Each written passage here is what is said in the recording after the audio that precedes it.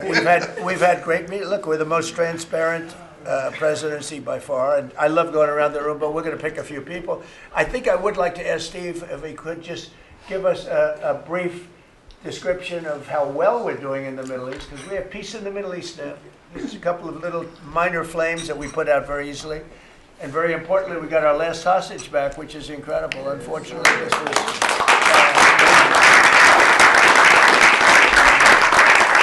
something that nobody said could be done. And I will tell you, Hamas was a big factor in getting all of the hostages back. We were not happy with them, and they had to bring them back, and they found the dead hostages, the bodies of hostages. And those parents wanted their sons back, I think in all cases sons.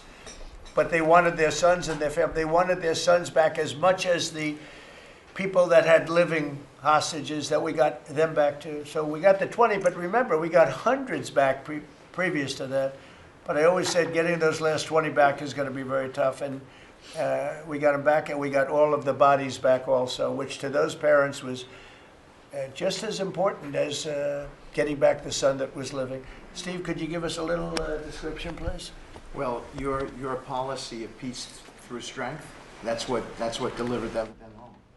Without that pressure, it never happens. We are in the second phase now. We've stood up for the first time, Mr. President, on your behalf, a technocratic, all Arab government.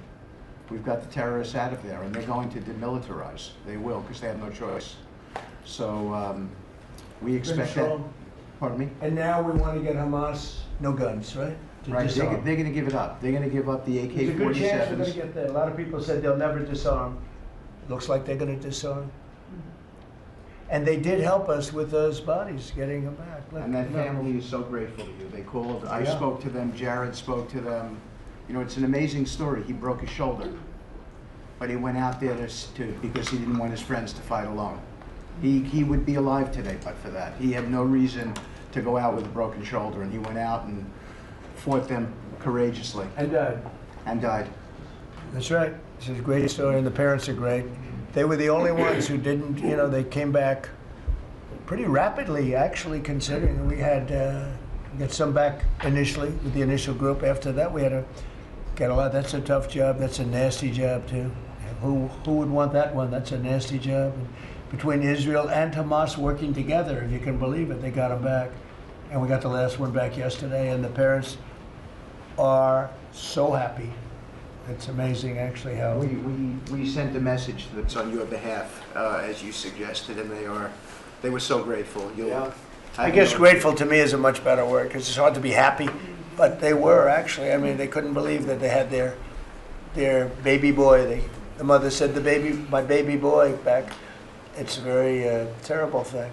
Steve, Russia, Ukraine, we're making a lot of progress. Could you explain that? The Ukrainians actually said that we've made more progress since Geneva than they've seen in the last 4 years of that conflict.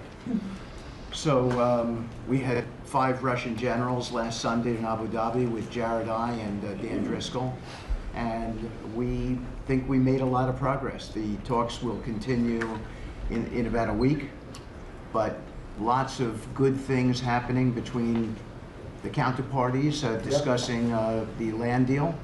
They're talking together. We have a security protocol agreement that's largely finished, a prosperity agreement that's largely finished, and I think the people of Ukraine are now hopeful and expectant that we're going to deliver a peace deal someday.